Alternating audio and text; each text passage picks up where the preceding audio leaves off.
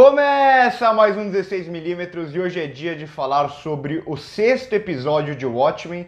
Agora a série vai se encaminhando para esse final de primeira temporada e algumas coisas começam a se resolver cada vez mais.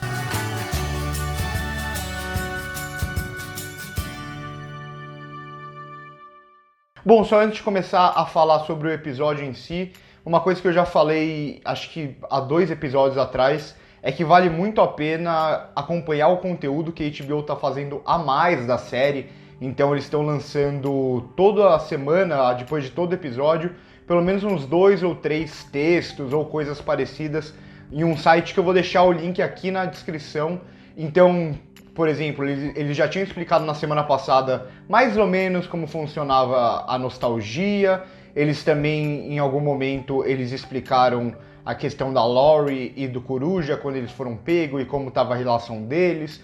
Também já falaram dos Ozymandias. Então, esse conteúdo é legal porque ele trabalha justamente o tempo que se passou lá do final dos quadrinhos aqui pro começo da série. Então, assim, para você que gosta de um conteúdo a mais, para aproveitar totalmente tudo que eles estão propondo, eu acho que vale a pena. É uma pena que só tenha em inglês, então você vai precisar entender inglês para entender esses textos. E também convido vocês a passarem aqui embaixo no primeiro comentário, onde tem as nossas outras redes sociais. A gente também produz muito conteúdo para o Instagram, críticas para lá, conteúdo interativo nos stories.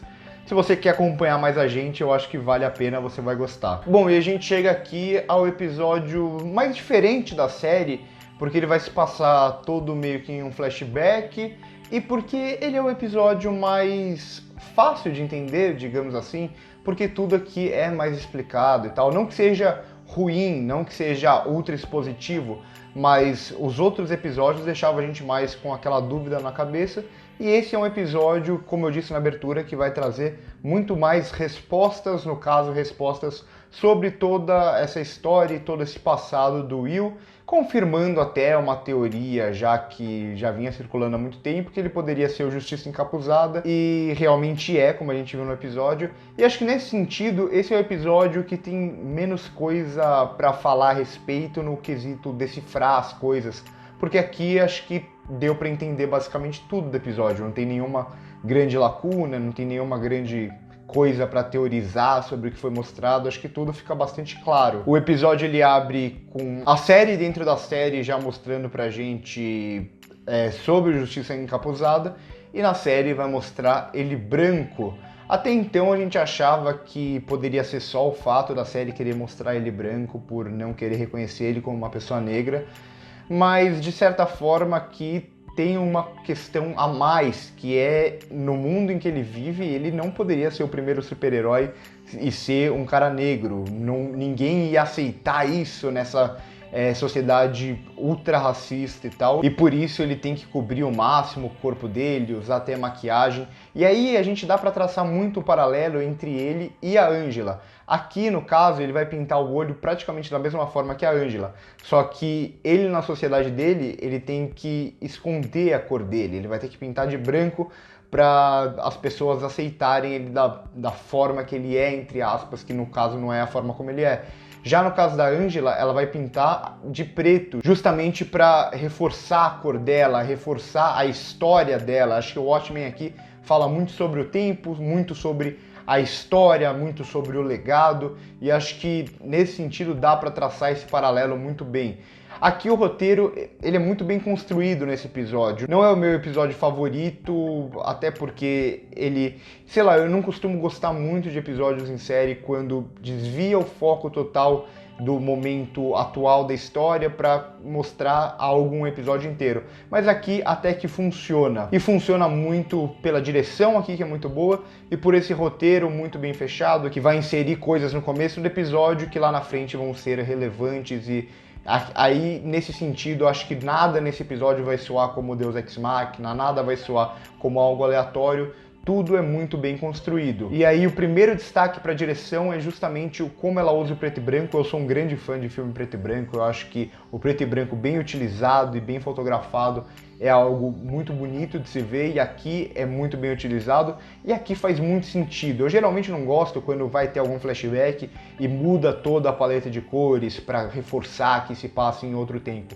mas aqui o preto e branco faz muito sentido justamente por causa desse conflito racial que a série vai apresentar desde o início, e esse vai ser o episódio onde esse conflito racial é mais forte, porque a gente vê em 2019 que ainda tem esse conflito racial, só que não da mesma forma como se passava na juventude e no crescimento ali do Will, quando o Will vira adulto. Lá o racismo era muito mais forte. E aí a gente vê que o Will vai ser justamente o único cadete negro da turma dele. Acho que dá pra traçar até um paralelo desse filme com o Infiltrado na Clã nesse sentido e tal, até pela relação clara com a Ku Klux Klan e tal. E pra mim fez muito sentido a motivação para ele se tornar e o porquê ele é o Justiça Encapuzada e o porquê ele teve a ideia de se tornar um vigilante, porque justamente para os negros não tinha como ter justiça. Então, se a gente não tem como ter justiça na lei, a gente tem que tentar uma outra forma de justiça, e aí, no caso, é esse lado do vigilante. E aí vai traçar justamente o paralelo também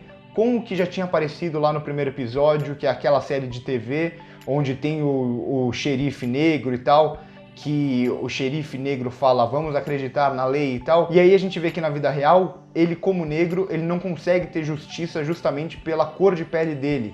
Então acho que nesse sentido esse episódio é até talvez o mais pesado, mais duro da série, é onde o racismo é ainda mais evidente e, como eu disse, não tem esse lado de alguns personagens tentar esconder que eles são racistas. E aí acho que dá pra entrar até em outro destaque da direção, que é como ela trabalha muito bem a montagem aqui. Eu acho que até a montagem poderia ser mais dinâmica em alguns momentos, talvez não precisasse mostrar toda essa história do Will.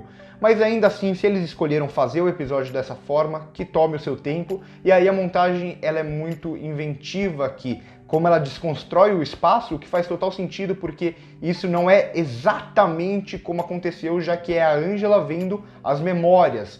Então, nesse sentido, a desconstrução que vai fazer do cenário, como ele sai da delegacia e você vê que é só uma porta no meio do nada, ele já entra em outro lugar. Então, isso traz um dinamismo para o episódio que é muito bem feito. Então, essa construção de cenário é muito boa, a montagem é muito boa. Aqui eles vão usar muitos match cuts também, que é aquele corte onde uma coisa está ligando justamente com outra. Então, por exemplo, um personagem fecha uma porta e já vai cortar para uma cena de um outro personagem abrindo uma outra porta. Então, eles usam muito bem isso daqui e a ligação entre uma cena e outra é muito bem feita.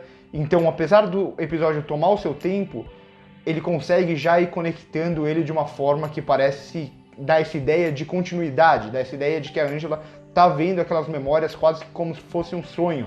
Não tem pausa, não tem corte, não é um filme. É tudo acontecendo em sequência. E aqui, como ele tá em Nova York, vai aparecer a banca, uma referência clássica dos quadrinhos. Provavelmente quem já leu os quadrinhos vai entender. No filme do Snyder, se você só assistiu o filme do Snyder, aparece bem menos, mas nos quadrinhos tem muita história dentro da banca e a história até do Cargueiro Negro, que a gente até pode trazer um paralelo, que o Cargueiro Negro aqui nessa série pode ser visto como a série de TV dentro da série. Acho que tem essa relação como uma história à parte dentro daquela história principal. E a série vai traçar outros paralelos também. Então aqui, por exemplo, a escolha da roupa do Justiça Encapuzada acho que é muito pertinente, a explicação que dão justamente para ele usar a corda no pescoço e tal.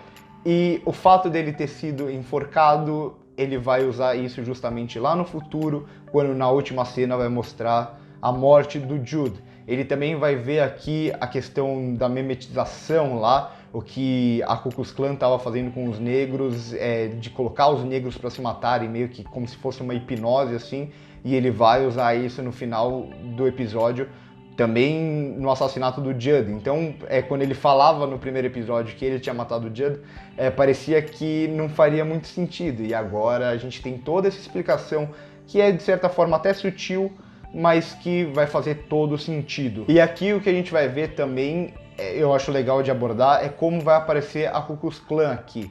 Se lá em 1921 em Tulsa a Ku Klux Klan ela era muito mais evidente e eles não tinham medo de usar a roupa em público e matar negros em público, Aqui a gente vê que a Ku Klux Klan ela vai tentar fazer muitas coisas mais debaixo do pano, ela vai ser quase como uma conspiração, algo secreto.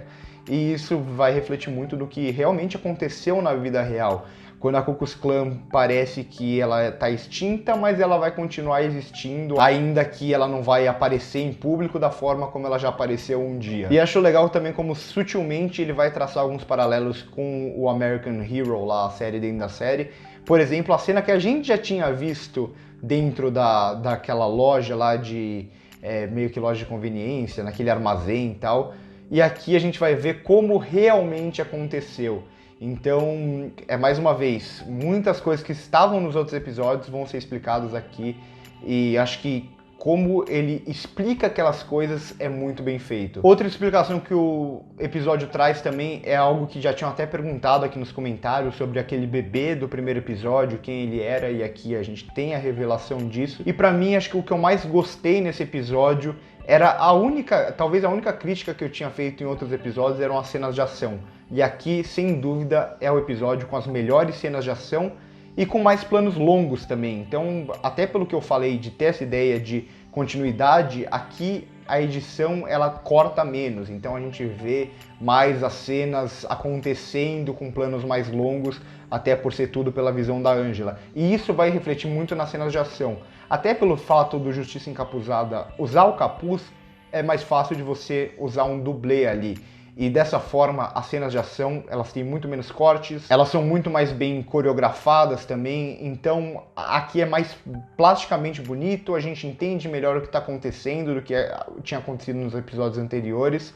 E também ela tem uma construção dramática muito boa, não são cenas de ação aleatórias, todas elas é algo que eu sempre falo, que a cena de ação, quando ela tem uma construção dramática por trás, a gente tem algo para se preocupar naquela cena, eu acho que ela ganha muito poder. Então aqui, todas as cenas que o Justiça Encapuzada vai vestir o capuz e vai ter uma cena de ação, a gente entende o porquê ele tá fazendo aquilo, a gente torce por ele, a gente tem medo de acontecer alguma coisa com ele. Não medo total, porque a gente sabe que o Will tá vivo, mas ainda assim a gente tem medo de algumas coisas, até porque elas são filmadas de forma muito real. Então aqui é meio que mais visceral, é mais carnal, é mais dura, então a gente sente as pancadas, até por ter menos cortes, e o Will apanha e ele bate também, então as cenas aqui elas são muito mais reais do que as que tinham aparecido nos episódios anteriores. E antes que eu esqueça também, como o episódio finaliza, eu acho muito legal que é agora a Angela junto com a Trio, e agora a Angela sabendo de tudo, então é o momento que ela deve se unir a Trio, se unir ao Will,